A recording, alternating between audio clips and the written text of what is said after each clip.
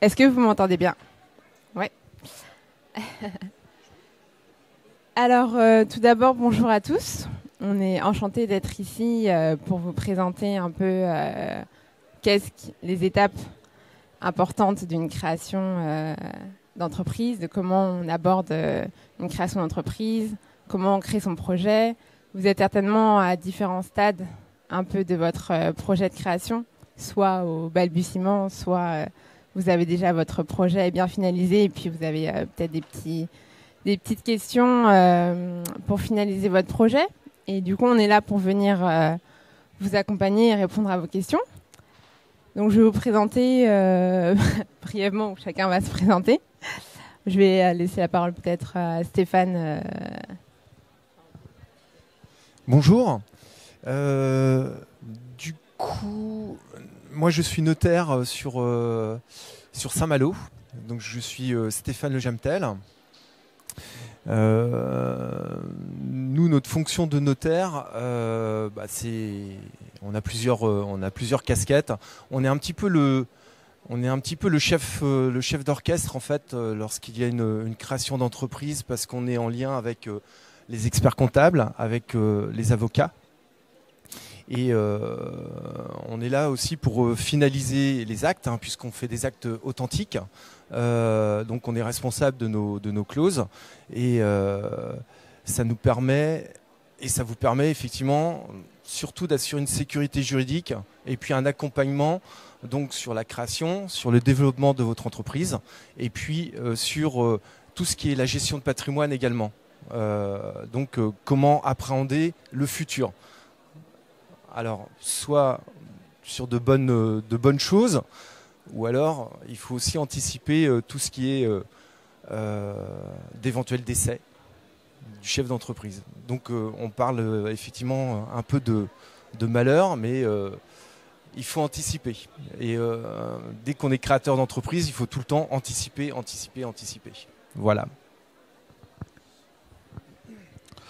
Bonjour à tous, Christophe Merel, expert comptable à Rennes. Alors pour être précis, à Cesson-Sévigné. Aujourd'hui, je représente notre ordre avec différents dispositifs, Créact, Business Story. Il y aura des dépliants à votre disposition après. Le rôle de l'expert comptable, c'est aussi d'accompagner la création d'entreprise, mais plus sur la partie faisabilité économique et financière, avec au passage éventuellement l'optimisation par des aides, mais les aides ne sont qu'un plus par rapport à la quintessence du projet, à savoir la réalisme économique du projet, la faisabilité, avec une part d'impondérable qui s'appelle le risque. Voilà. Et donc un travail complémentaire avec l'officier ministériel qui est le notaire et le conseil en droit des sociétés qui est l'avocat. Voilà. Merci de votre attention. Alors moi je m'appelle Caroline Carreguet, du coup je suis avocate en droit des sociétés. Moi je suis ici pour représenter l'ordre des avocats, plus spécifiquement. Et j'interviens en droit des sociétés. Alors ça va être plus après la partie expert comptable, parce que bien sûr, quand vous avez un projet de création d'entreprise, on va d'abord voir en premier lieu son expert comptable, ou un comptable, n'importe lequel. Et ensuite, la question se pose de quel statut juridique adopter. Est-ce qu'en entreprise ou en société? En société, quel type de société? Et après, il y a toutes les questions qui concernent les contrats qui sont affiliés à votre création d'entreprise. Donc, globalement, en fait, la création, ça passe par plusieurs aspects. Il y a l'aspect économique qui est un peu plus de la partie de l'ordre de l'expertise comptable, et l'aspect financier qui va avec, et l'aspect juridique. Et c'est là où nous, on va intervenir pour vous dire attention sur ces points. Il faut regarder vos contrats et faire attention à certaines lignes. Nous, on est là pour vous accompagner et pour aussi apporter des points de vigilance que vous n'avez pas forcément quand vous créez votre entreprise, parce que vous êtes là, vous avez l'aspect technique, généralement. Vous avez votre projet, vous savez dans quoi vous embarquez. Mais après, tout l'aspect qui concerne un peu plus le volet juridique, les contrats et tout, vous n'êtes pas forcément plus à même. Et c'est là qu'on va intervenir pour vous accompagner. Donc on va commencer dans le vif du sujet parce qu'on n'a pas beaucoup de temps, on n'a que 45 minutes et on va pas pouvoir aborder le fond des questions. Mais on est vraiment là pour vous dire globalement les points les points de vigilance, les questions à aborder et les points qu'il faut se poser quand vous êtes dans votre phase de création d'entreprise. Après, n'hésitez pas, s'il y a des questions qui vous viennent, à soit les poser, on va vous laisser un petit temps de questions à la fin de notre intervention, ou à venir nous voir directement si vous avez des questions un peu plus particulières. Voilà. Donc, on va commencer par appréhender le contexte et le contenu de votre projet. Je vais laisser la parole. Ouais. Pardon. Voilà. Donc, on a répété très longuement, hein. Il y a un quart d'heure, on se connaissait pas. Juste pour préciser, c'est dit à la fin du support, mais il y aura un replay que vous trouverez sur le site Entreprendre dans l'Ouest. Donc, bien appréhender le contenu et le contexte du projet. Créer une entreprise, c'est une aventure, hein. C'est une aventure humaine avant tout. Et il y a un paramètre que parfois les créateurs d'entreprises oublient, c'est le temps, hein. Il faut se donner du temps. C'est bien d'avoir une idée, mais il faut avoir une idée et le transformer en projet. Il y a un chemin qui est long. Sur lequel il y a parfois des échecs, hein, mais vous connaissez la fameuse phrase de Nelson Mandela, soit je gagne, soit je perds, soit j'apprends. Donc l'idée, c'est justement de confronter ces idées, cette intuition à l'ensemble des forces et des faiblesses du projet. Moi, j'aime bien l'idée de la feuille blanche. À gauche, je mets les forces, à droite, je mets les faiblesses. Et puis, avant de rentrer un petit peu sur les différents acteurs possibles que vous pouvez solliciter, moi, un conseil que je donne toujours à tout créateur d'entreprise, quel qu'il soit, c'est l'adéquation du projet avec le circuit ou le contexte familial. Est-ce que le conjoint, est-ce que la conjointe est en phase avec le projet? Si c'est pas le cas, je pense qu'il faut pas aller plus loin. Voilà. Ensuite, il y a un certain nombre d'acteurs à solliciter, mais je vais passer la parole à Stéphane.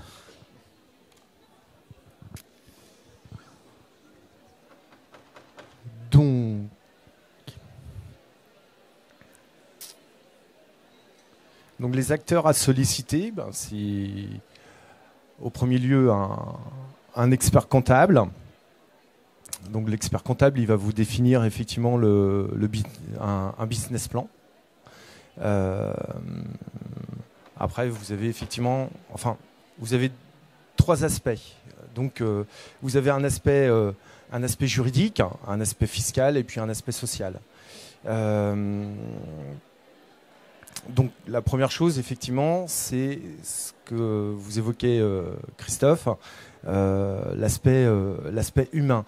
Mais une fois que cet aspect est bien déterminé, il va falloir déterminer également l'environnement de votre entreprise.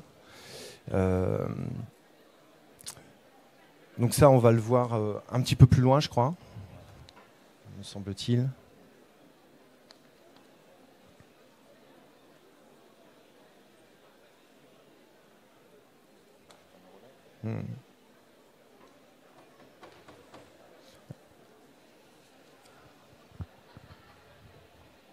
Alors,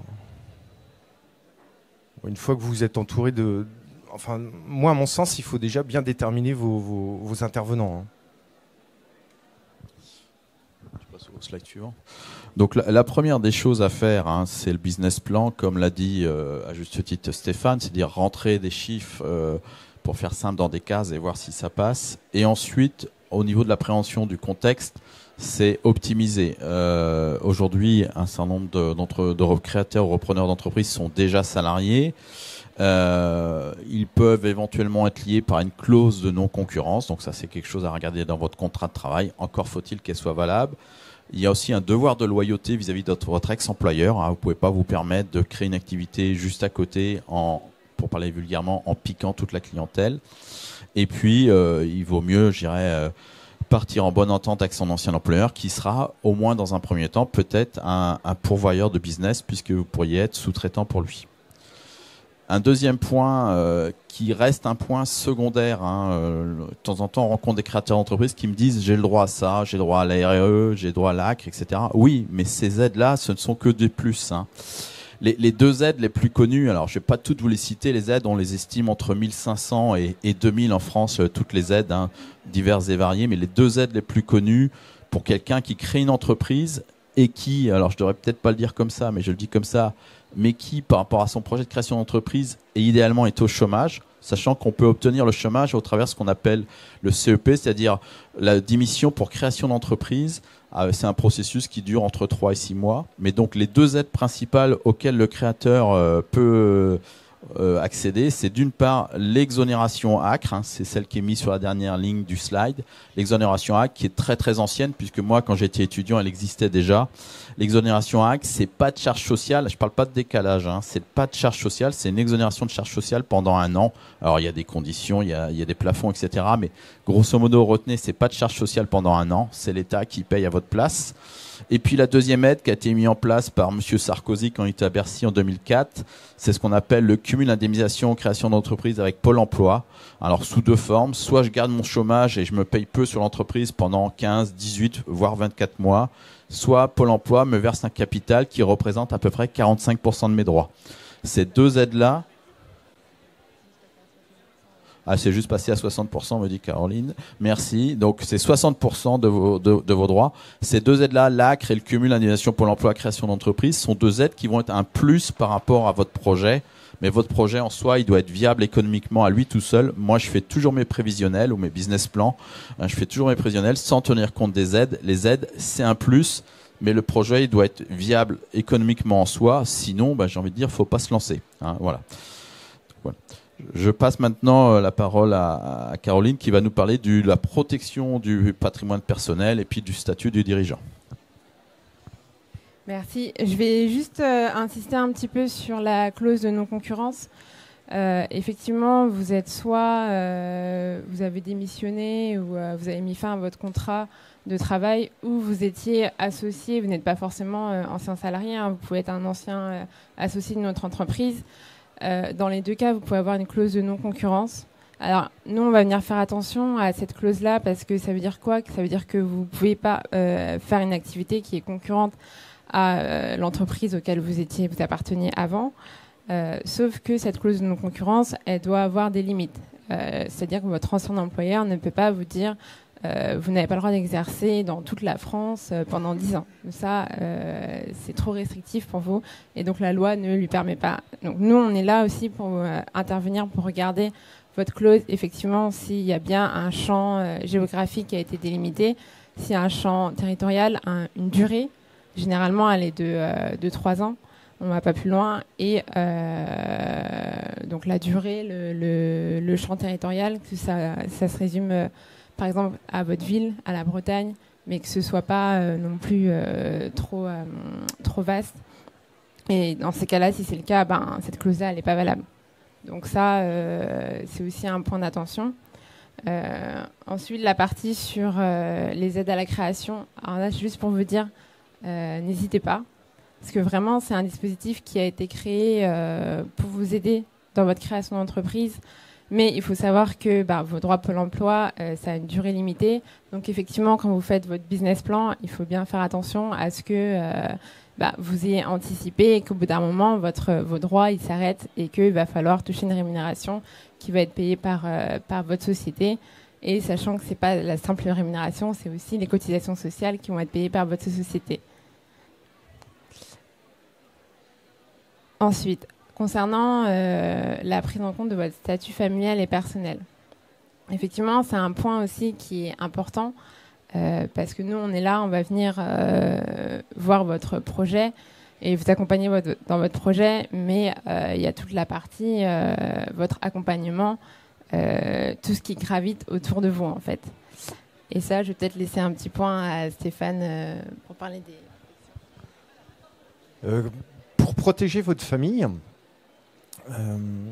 déjà, il faut regarder votre statut personnel, dans le sens, est-ce que vous êtes marié, est-ce que vous êtes célibataire, enfin, voilà, votre statut. En cas de mariage, il y a une première chose à analyser, ça va être votre contrat de mariage. Est-ce que vous vous mettez en communauté? Donc, communauté, ça veut bien dire ce que ça veut dire, c'est que tout ce que vous avez depuis votre mariage devient commun. Donc, ce qui fait que dès que vous créez une entreprise, alors que vous êtes marié sous le régime de la communauté, vous avez effectivement tous ces biens qui tombent dans cette communauté, dans cette masse. Donc, il va bien falloir gérer effectivement votre contrat de mariage. À côté de cette communauté, vous avez également la séparation des biens.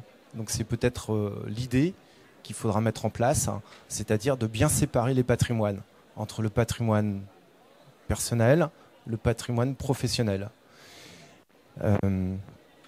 Il est toujours possible, une fois que vous êtes marié, de changer de régime matrimonial. Donc, vous pouvez faire des aménagements de votre contrat de mariage. Vous pouvez changer carrément de contrat de mariage. Donc, ça nécessite un certain nombre de formalités. Si vous avez des enfants, les enfants doivent être pris en compte également dans ce changement de régime parce qu'ils doivent être informés. Donc, ce sont des éléments à prendre en compte dès que vous créez effectivement une entreprise pour protéger votre patrimoine personnel par rapport à votre patrimoine professionnel. Parce qu'il faut toujours, effectivement, comme je vous disais tout à l'heure, anticiper. Maintenant, vous avez effectivement, à défaut de régime matrimonial, vous pouvez protéger votre patrimoine immobilier par des déclarations d'affectation. Donc, vous affectez effectivement votre patrimoine personnel, vous le mettez de côté, vous faites une déclaration spécifique pour le mettre de côté pour pas que les créanciers puissent effectivement venir toucher à ce patrimoine. D'accord ? Donc le contrat de mariage ou le mariage peut mettre aussi en place ce genre de prérogatives. Maintenant, on n'est jamais, lors de votre activité, on n'est jamais à l'abri d'un accident. Donc il existe un acte bien spécifique qui s'appelle le mandat de protection future. Donc ce mandat de protection future, ça vous permettrait, en cas d'accident, en cas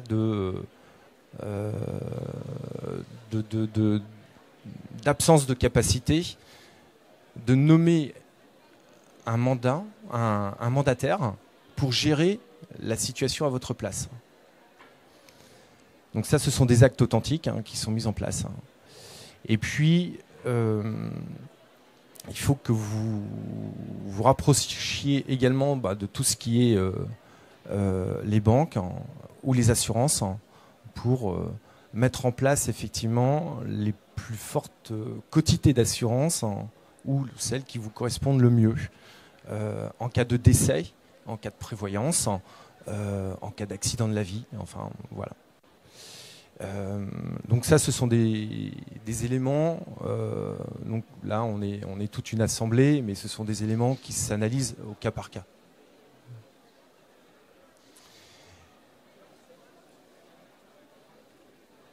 Et s'agissant du statut du dirigeant, donc là, ça va être plus peut-être Caroline, parce que ça dépend effectivement de la structure de la société elle-même, à savoir est-ce qu'on est protégé plus en tant qu'entrepreneur individuel ou est-ce qu'on est plus protégé avec une structure bien particulière, type SAS, Société par Action Simplifiée, ou alors une SARL ou une SA. Voilà, il y a différents types de structures. Oui. Alors, déjà la distinction qui est un peu la plus simple entre est-ce que je commence en société ou en entreprise individuelle, c'est combien est-ce que vous êtes dans le projet. Sachant que si vous êtes plusieurs, ce sera forcément la société.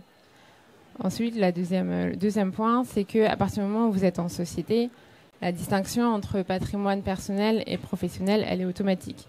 C'est-à-dire que tout ce qui concerne le professionnel, il sera dans la société, tandis que votre patrimoine personnel, ça restera vous en tant que personne physique. Ensuite, la question elle se pose, et je pense que vous l'avez tous en tête si vous êtes si vous choisissez plutôt la société, c'est quel type de société choisir. Parce qu'effectivement, on entend beaucoup de sociétés SCI, SARL, SAS, SA. Et vous êtes là, qu'est-ce qui est le plus adapté à ma situation? Alors là, effectivement, je suis désolée d'avance parce qu'on n'a pas une réponse à vous dire de facto. En fait, ça dépend chacun de votre situation personnelle et professionnelle. C'est-à-dire que globalement, en fonction de votre activité, il n'y a que deux choix possibles. C'est soit la SARL, soit la SAS, puisque tout ce qui est société civile, ça ne concerne pas une activité commerciale. Et SA, c'est vraiment les grosses entreprises, ça ne nous concerne pas non plus. Donc ensuite, la question, c'est est-ce que je choisis la SARL ou la SAS? Alors là, il y a une distinction fondamentale. En fait, il y a deux distinctions entre la SARL et la SAS. Ça va être le régime social et le régime fiscal. Je ne vais peut-être pas aller dans le détail là-dessus parce que vous avez une intervention spécifique à ce sujet. Mais globalement, concrètement, puisque nous, on est là pour parler de votre protection personnelle, concernant le régime social, si vous êtes en SAS, vous êtes considéré comme assimilé salarié. Et du coup, vous avez une protection sociale qui est un peu la même que les salariés. Donc, c'est-à-dire que vous allez avoir une très bonne protection sociale en ce qui concerne votre maladie, maternité, vieillesse, cotisation. Enfin, et à côté, par contre, le pendant, c'est que vous allez avoir des fortes cotisations à payer par votre entreprise. Et la seule exclusion, ça concerne le chômage, bien sûr, parce que vous ne cotisez pas pour le chômage. Donc, vous n'avez pas le droit au chômage en étant président de SAS. Par contre, en étant gérant de SARL, vous êtes considéré comme TNS. Et là, ça implique que le pendant, c'est que vous ne payez pas beaucoup de cotisations, mais vous avez une faible protection sociale. Donc ensuite, c'est là à voir en fonction de chacun. Justement, c'est là où je dis que je ne peux pas vous donner de réponse comme ça. Ça dépend chacun de votre situation. Et ensuite, il y a l'aspect fiscal où vous verrez ça peut-être plus en amont dans l'autre intervention. On va passer au slide suivant. Ensuite, la question, elle va se poser de où je domicilie mon entreprise. Donc là, si vous êtes en société, il y a le choix du siège social. Où est-ce que vous allez mettre votre siège social et où va être votre activité. Il faut savoir que votre siège social n'est pas forcément le lieu de votre activité. Vous pouvez le mettre très bien chez vous. C'est la solution un peu la plus simple quand on commence et qu'on n'a pas d'endroit où mettre domicilier son activité. Quand on parle de siège social, en fait, c'est l'adresse administrative de votre société. C'est-à-dire que pour toutes les administrations, que ce soit l'URSSAF, Pôle emploi, les impôts, tout va être envoyé à votre siège social et pour ces administrations-là, vous êtes domicilié à cette adresse-là. Mais vous pouvez très bien avoir votre activité qui est à un autre endroit.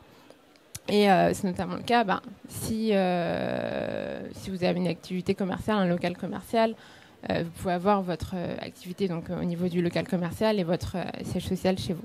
Par contre, on conseille peut-être de mettre votre siège social chez vous, mais sur le long terme, ce n'est pas forcément une bonne idée. Déjà, tout simplement parce que si vous êtes amené à déménager, il faut changer de siège social. Donc, il faut forcément changer vos statuts, ce qui implique un coût. Et puis, il faut informer toutes les administrations. Donc, l'option qui suit, ça va être celui du centre d'affaires ou pépinière d'entreprise, espace de coworking. En fait, tous ces endroits-là vous permettent de domicilier votre entreprise à cet endroit-là. Et ce qui est avantageux, c'est que ce n'est pas seulement une adresse administrative, c'est qu'aussi il va vous offrir d'autres aspects, c'est-à-dire l'aspect matériel, tout simplement, avec des photocopieuses, un espace, un endroit pour travailler. Si vous n'avez pas forcément, votre domicile qui vous permet de travailler à cet endroit-là. Mais il y a aussi tout ce qui est aspect réseau. Parce que effectivement, en fait, vous allez vous retrouver avec des gens comme vous, même si ce n'est pas du tout votre activité, mais vous avez les mêmes problématiques. Donc c'est là où c'est important de ne pas rester seul dans votre coin, même si votre activité n'est pas forcément celle que va avoir votre voisin, mais vous avez les mêmes problématiques qui se posent surtout à la création d'entreprise. Donc c'est là où les pépinières d'entreprise, espaces de coworking vont être intéressants pour vous. Ensuite, je vais aborder peut-être l'aspect bail commercial. Si vous avez effectivement un local où vous souhaitez mettre votre activité, là encore, on intervient avec Stéphane au niveau de la rédaction du bail pour vous accompagner et puis aussi pour vous dire attention les points de vigilance. Parce qu'il faut savoir qu'un bail commercial, on l'appelle aussi bail 369, vous devez connaître cette appellation-là, c'est un bail qui a une durée de 9 ans, mais qui pour vous, vous pouvez mettre un terme à chaque période triennale en tant que preneur, en tant que locataire si vous voulez. Donc faut prendre ça comme si vous prenez un bail d'habitation, vous avez votre bail et forcément vous avez dû avoir à un moment donné dans votre vie des petits problèmes avec votre bailleur et c'est là où on va se référer au contrat de bail que vous avez signé. Donc nous on intervient soit en rédaction soit en relecture. Parce que généralement, c'est le bailleur qui va vous fournir qui va vous dire j'ai ce bail-là, signe-le. Et nous, on va intervenir dans le sens où on va dire on va regarder les clauses. Les clauses les points d'attention, ça va être surtout déjà votre activité. Est-ce qu'elle est permise dans le bail? Mais votre activité présente, mais il faut aussi penser aux activités futures. Parce que dans certains cas, le bail ne va vous permettre souvent d'exercer que votre activité principale, mais il ne va pas penser aux autres activités que vous souhaitez peut-être exercer dans un second temps. Et là, dans ces cas-là, vous devrez avoir l'accord de votre bailleur. Donc, si vous le mettez en amont, c'est plus simple. Et sinon, il faudra le demander à l'accord du bailleur. Il y a aussi l'aspect le loyer. Alors ça va dépendre de votre situation quand vous commencez votre entreprise, avoir avec votre expert comptable. Est-ce que notamment vous êtes assujetti ou pas à la TVA? Il faut savoir que si vous ne l'êtes pas, vous avez 20% de plus dans votre loyer qui est à votre charge. Donc il faut bien l'anticiper quand c'est marqué, quand vous avez le montant du loyer, si c'est hors taxe ou toute taxe comprise, parce que vous avez 20% en plus que vous n'allez pas forcément pouvoir ensuite déduire de vos charges. Ensuite, les points d'attention les plus importants, ça va être concernant la répartition des charges avec votre bailleur, sachant qu'en tant que locataire, vous n'avez pas forcément une grande marge de manœuvre là-dessus, c'est-à-dire que la plupart des charges sont récupérables par le bailleur, donc c'est-à-dire sont à votre charge, sauf vraiment les gros travaux, quoi. Tout ce qui va être réfection de toiture, etc. Mais sinon, le gros est à votre charge, mais nous, on va être là aussi pour venir vérifier que tout est bien mis dans le bon ordre. Je ne sais pas si tu as un point à rajouter.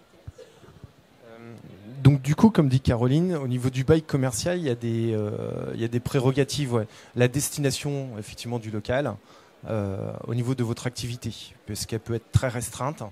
Donc ce qui vous empêche effectivement d'exercer d'autres activités qui soient connexes ou complémentaires.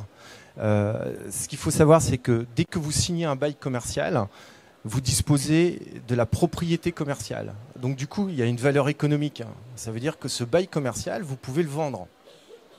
Donc du coup, c'est pas parce que vous arrêtez votre activité que vous ne pouvez pas vendre votre bail commercial. D'accord ?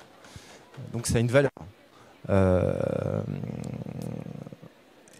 Et cette valeur, elle peut être déterminée effectivement en fonction de l'activité qui est stipulée dans votre bail. Les points de vigilance, donc comme vous l'avez évoqué effectivement Caroline, donc la destination. Alors, ce n'est pas parce que votre bailleur vous accorde telle activité, vous autorise telle activité, que le règlement de copropriété, si vous vous situez dans une copropriété, autorise également l'activité. Donc il faudra vérifier effectivement le règlement de copropriété également. Et puis, effectivement, vous avez le loyer. Puis, en fonction de vos activités, la TVA, vous pouvez soit la récupérer par vos ventes, soit, effectivement, c'est perdu. Notamment pour tout ce qui est les professions médicales. Là, c'est one shot. Hein. C'est que les 20%, c'est en plus pour vous. Donc, c'est un élément vraiment essentiel, le bail commercial. Maintenant, si vous êtes propriétaire de vos murs, vous mettez effectivement en place avec les structures que vous créez, vous mettez en place votre structure et vous louez effectivement à vous-même via différentes structures. Mais à vous de bien déterminer et d'être vigilant. Au niveau du bail commercial, il y a un aspect qui est très important, c'est l'environnement, effectivement, du lieu de situation de votre activité. Alors, il y a plusieurs points de vigilance.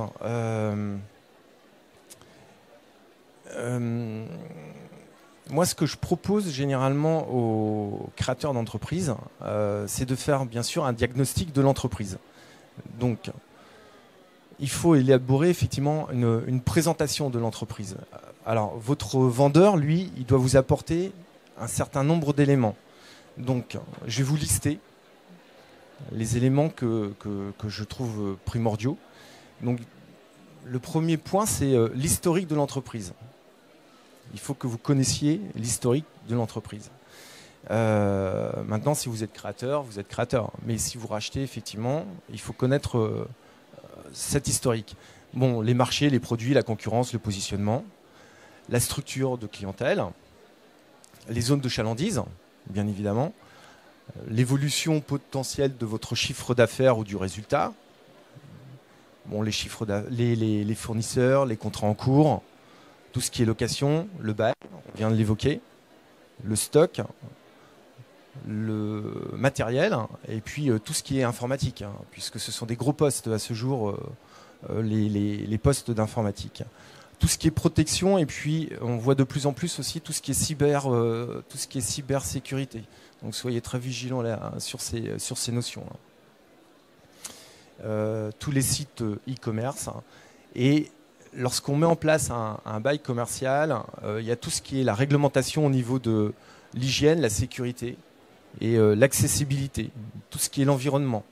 Donc nous, on demande un certain nombre de diagnostics, tout ce qui est les diagnostics liés en fonction du local, tout ce qui est lié à l'amiante, tout ce qui est lié à l'électricité, tout ce qui est lié à la pollution, tout ce qui est lié au risque. Ça, c'est une obligation effectivement d'information que vous devez avoir. Ça ne pourra que valoriser de toute façon votre activité. Bon, après, vous avez tout ce qui est ressources, bien sûr, les ressources humaines, tout ce qui est contrat de travail. Donc ça, c'est effectivement l'affaire plus peut-être des avocats et puis des experts comptables. Mais c'est le gros poste, tout ce qui est les charges salariales, effectivement. La clause de non-concurrence, donc Caroline vous en a exposé le principe tout à l'heure. Et au niveau de la documentation, donc, vous devez récupérer effectivement. Alors, si vous êtes créateur, donc c'est le business plan effectivement qui va être mis en place par l'expert comptable. Si vous êtes repreneur d'une entreprise, il vous faut absolument les bilans, mais sur au minimum les 3 dernières années. Et bien sûr le bail, les contrats de travail, et puis tout le juridique.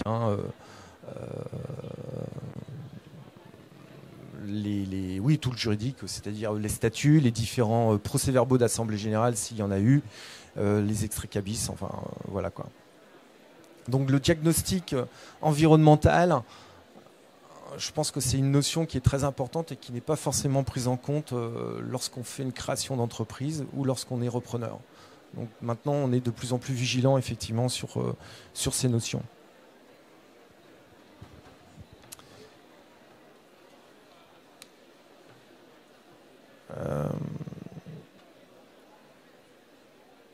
Tout ce qui est financier. Non ? Passer au slide suivant, parce que je vois que l'heure tourne.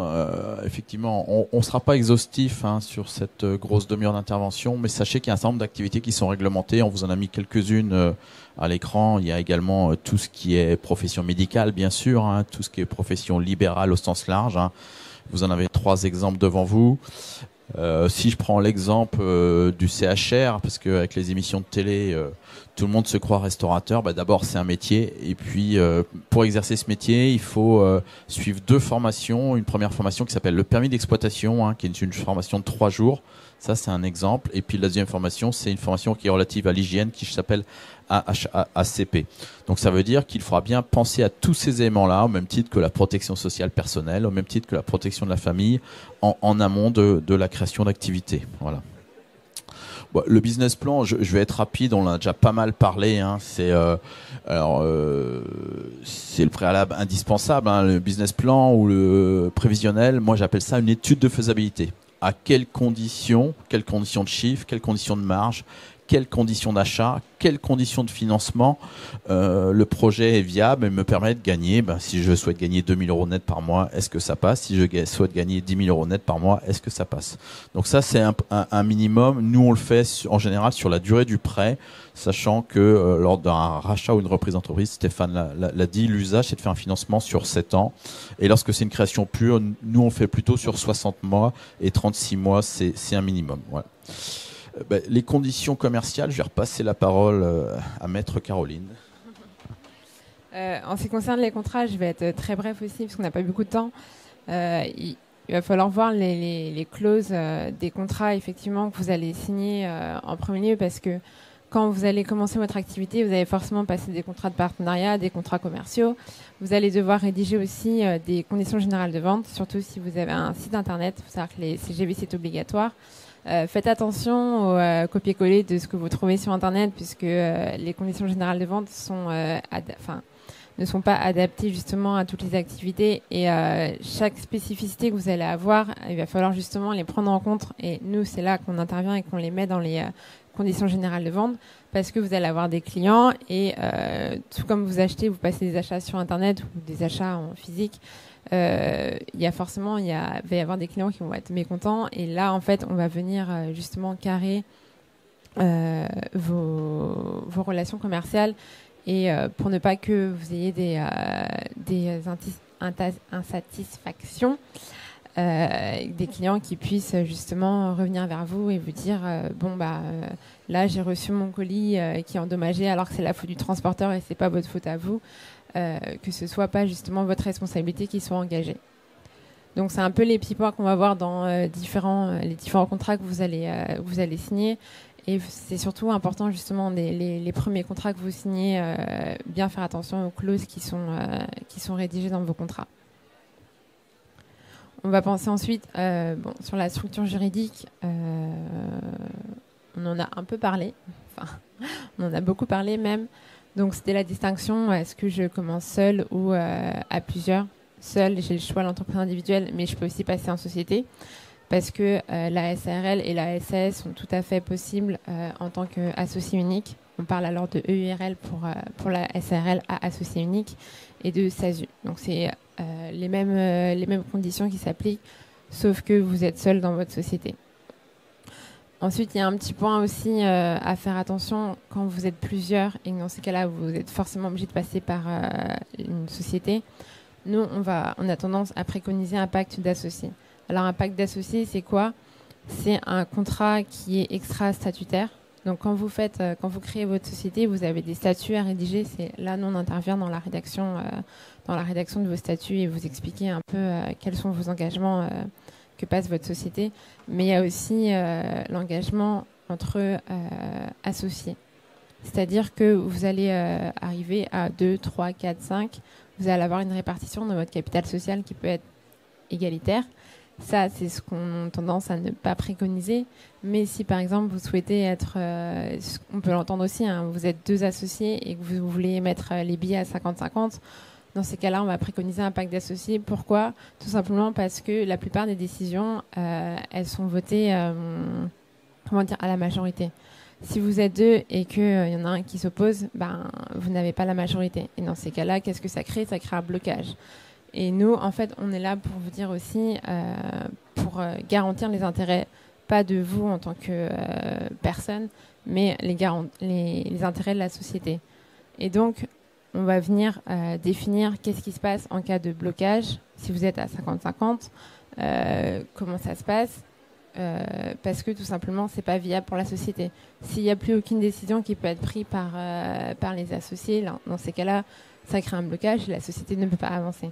Donc c'est là où dans le pacte d'associés, on va définir quelles sont les majorités un peu plus fortes, quelles sont aussi les conditions de sortie et d'entrée des associés, parce qu'il y a des associés qui vont rentrer avec une plus-value, ça va être leur force de travail.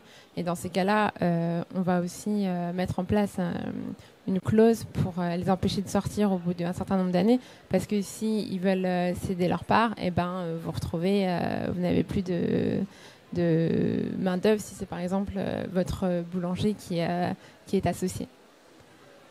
Donc voilà un petit peu les petites clauses qu'on va mettre dans le pacte d'associés. On va passer maintenant aux sources de financement. Je vais passer la parole à Christophe. Les sources de financement, elles sont multiples. D'abord, il y a l'apport. Aujourd'hui, on peut créer une SAS ou une SARL au capital d'1 €. Personnellement, je pense qu'au plan économique, c'est une aberration. Donc, tout projet viable et sérieux suppose un minimum d'apport. Et dans les critères bancaires par rapport à un emprunt, c'est un 30% d'apport. Donc les partenaires, ils peuvent être nombreux. Le plus classique, c'est le banquier. Ça peut être dans certains cas les fournisseurs, par exemple les contrats brasseurs dans le CHR, Café Hôtel Restaurant. Ça peut être la famille, mais là, je vous conseille de voir avec votre notaire pour sécuriser en faisant un contrat de prêt. Ça peut être des prêts d'honneur. Tout à l'heure, je disais qu'il y a un nombre d'aides considérable en France. Ça peut être les prêts d'honneur de la CCI. Ça peut être un accompagnement de BPI. BPI, le stand est juste derrière vous.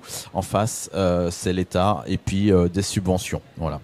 Et puis, il existe un certain nombre de dispositifs qui varient dans le temps, avec ce qu'on appelle des jeunes entreprises innovantes, des zones d'exonération, etc., etc. Mais là, pareil, c'est comme un business plan. Il y a pas de réponse toute faite. C'est un peu au cas par cas, quoi. Voilà. Merci. Je ne sais pas si tu veux rajouter quelque chose, Stéphane. Juste sur le financement, généralement, les banques vous demandent des garanties. Donc, il existe plusieurs types de garanties. Vous avez des garanties réelles. Donc, les garanties réelles signifient que si vous êtes propriétaire d'un bien immobilier, ils vont prendre des garanties, ce qu'on appelle vulgairement une hypothèque sur ce bien-là. Et il existe à côté des garanties personnelles. Donc les garanties personnelles, généralement, c'est sous forme soit d'un organisme extérieur, ou alors ça peut être sous forme de caution. Donc bien vérifier effectivement le montant de la caution. Et généralement, c'est un peu le chat qui se mord la queue. C'est que vous avez une banque qui vous assure le financement. Mais en contrepartie, il vous demande une garantie. Donc vous apportez effectivement une garantie. Vous avez un bien immobilier, ça peut être une hypothèque sur votre résidence principale pour justement apporter cette garantie. Et en plus, il vous demande d'être caution personnelle effectivement de du financement qui a été mis en place. Donc ça veut dire que si la société effectivement malheureusement dépose son bilan, eh bien, la banque viendra s'attaquer à vous en tant que caution personnelle ou à votre bien immobilier. Donc ça, ce sont des notions à bien vérifier quand même et puis un peu se battre avec les banques quand même là-dessus. Parce que vous êtes dans la dynamique de création. Donc du coup, vous recherchez votre financement. Mais une fois que ça se passe mal, les banques ne vous ont pas forcément bien alerté sur les types de garanties qu'ils vous ont mis en place. Voilà ce que je peux vous dire sur les garanties réelles et personnelles que les banques sollicitent généralement.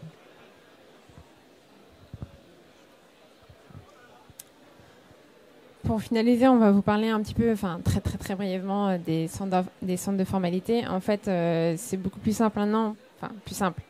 C'était censé être beaucoup plus simple maintenant parce que il y a ce qu'on appelle le guichet unique. Vous avez certainement entendu parler. C'est-à-dire qu'avant, en fait, vous devez passer par le centre de formalité qui était compétent, donc qui correspondait à votre activité que vous souhaitez exercer. Maintenant, on passe par le guichet unique et c'est lui qui dispatche en fonction de l'activité que vous souhaitez exercer. Mais il faut savoir que ils sont toujours là pour vous aiguiller et vous aider dans votre accompagnement. Donc n'hésitez pas à solliciter soit la chambre de métier, l'artisanat, pour tout ce qui est justement des conseils à la création, ou voir avec la chambre d'agriculture aussi si vous avez une activité qui est un peu plus agricole. Donc là, on est là aussi pour vous orienter, vous dire, bon, bah, votre activité, elle est artisanale, donc il faut passer par la chambre de l'artisanat dès que vous avez un petit problème. Mais bon, maintenant, depuis le guichet unique, c'est beaucoup plus simple. Concernant les besoins en assurance, je ne sais pas si on va... 15 secondes. Hein. Donc effectivement, pour aller chercher un financement, vous pouvez éventuellement prendre un courtier en prêt. Il y a la même chose en matière d'assurance avec, en fonction du choix TNS, c'est-à-dire travailleur non salarié en SARL ou président de SAS, c'est-à-dire mandataire social en SAS, il faut prendre ce qu'on appelle les assurances complémentaires, mutuelles, prévoyance et retraite. Le statut TNS, il fait parfois peur, à tort. Hein. C'est un statut qui coûte moins cher et avec des Madelins, on peut avoir une protection sociale quasi équivalente. Juste pour finir, hein, on vous a mis sur le support un certain nombre de partenaires, hein, les CCI, les chambres des métiers, les chambres d'agriculture, les experts comptables, c'est pas moi qui ai fait l'ordre, hein, les notaires et les avocats. On est là pour vous accompagner. Merci de votre attention. Je passe le dernier slide avec nos coordonnées. Et je ne sais pas s'il y aura des questions. Merci en tout cas.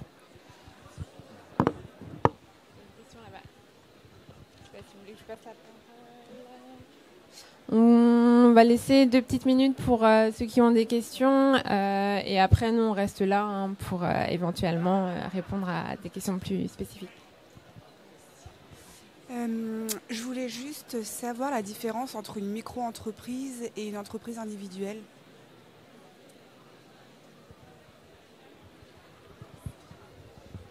Je ne sais pas si... Qui veut répondre à la question?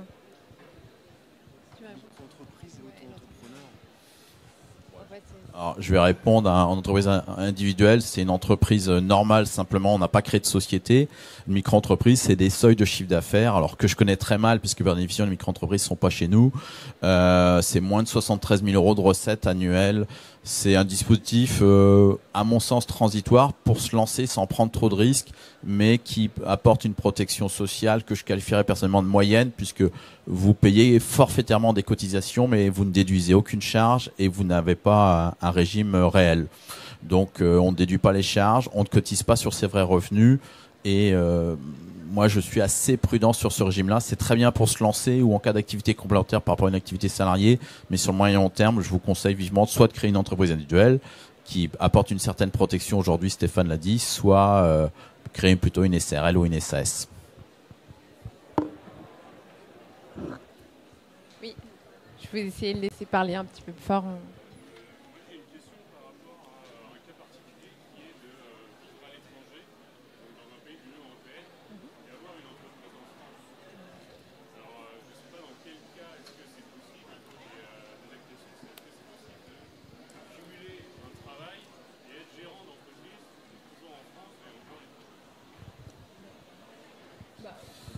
Il n'y a aucun problème. Aucun problème. Alors, sauf si c'est un métier réglementé. Vous voulez vous mettre agent immobilier en France, c'est un métier réglementé. Mais autrement, aucun problème. Sauf si vous avez une limitation de votre contrat de travail aussi. Mais sinon, dans l'absolu, vous pouvez être gérant de X société. Hein. Il n'y a pas de problème.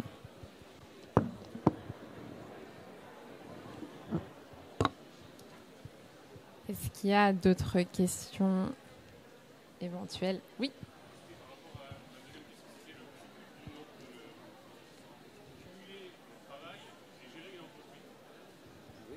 Vous pouvez tout à fait cumuler votre travail et étant gérant d'une société.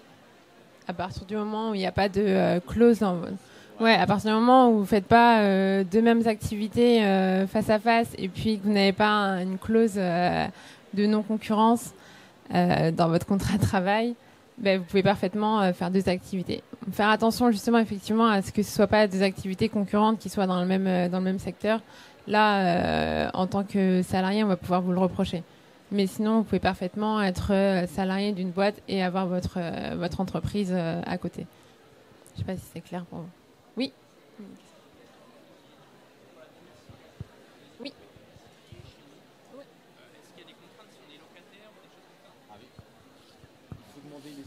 Il faut avoir une autorisation de votre propriétaire si vous êtes locataire pour domicilier une entreprise chez vous. Et pareil, hein, sur le moyen long terme, c'est pas une bonne idée. Hein. Domiciliez-vous sur votre lieu d'exploitation. C'est plus simple. Ouais, effectivement, il faut avoir l'accord forcément de votre propriétaire si vous souhaitez, si vous êtes locataire. Mais il faut aussi regarder dans le règlement de copropriété. Donc ça, c'est au propriétaire de regarder si votre activité, elle n'est pas contraire au règlement de copropriété. Sinon, dans les autres cas, vous pouvez parfaitement domicilier votre entreprise chez vous. Ça, on vous le conseille juste à titre temporaire quand vous commencez votre entreprise et que vous n'avez pas forcément d'endroit où la domicilier.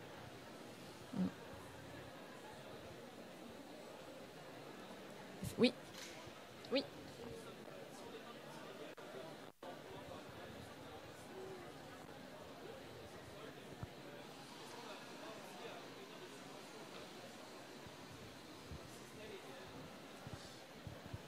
Alors, si vous n'êtes pas chômeur inscrit, l'exoacre ou le cumul Pôle emploi création d'entreprise, vous oubliez, grosso modo.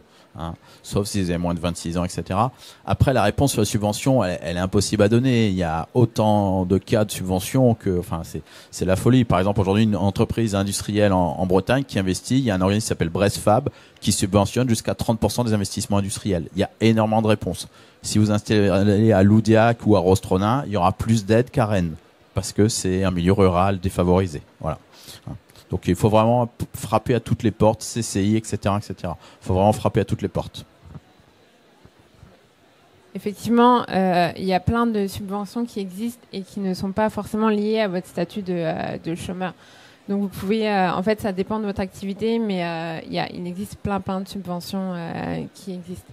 Sachant que si vous voulez, bénéficier de l'ACRE et de l'ARS et de l'ARE, tout ce qui concerne les aides pour ceux qui sont en demande d'emploi, qui bénéficient du chômage, il faut faire attention, c'est qu'il faut d'abord avoir vos droits qui sont validés auprès de Pôle emploi avant de créer votre entreprise.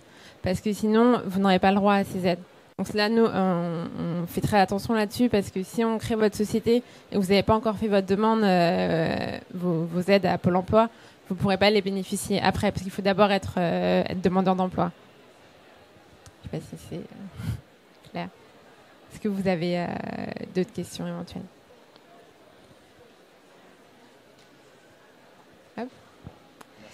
Sinon, on vous remercie d'avoir participé à notre atelier. Et puis, n'hésitez pas, si vous avez d'autres questions éventuelles, nous, on est là pour répondre à votre question. Merci beaucoup.